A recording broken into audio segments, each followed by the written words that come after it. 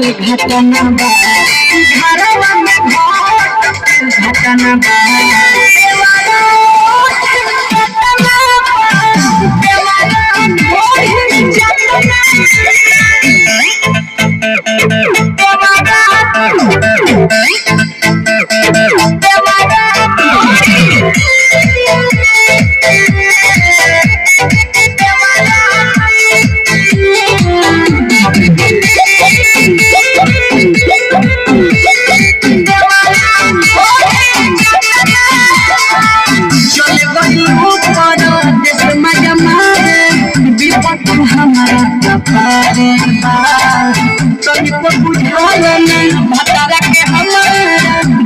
बढ़िया रे बढ़िया रे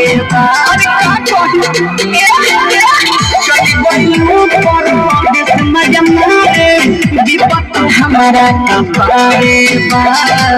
तनिको बुझाना ना भतरा के हमारा दुख तो बढ़िया रे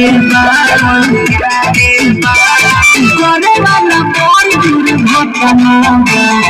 करे वाला बोल दुर्घटना बा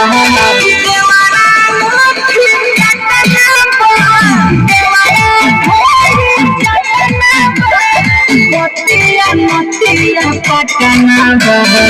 देवारा ढोरी घटना बा देवारा ढोरी घटना बा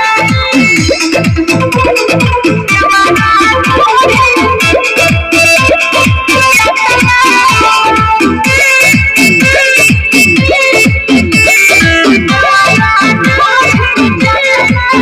रुपया कमा के काम करी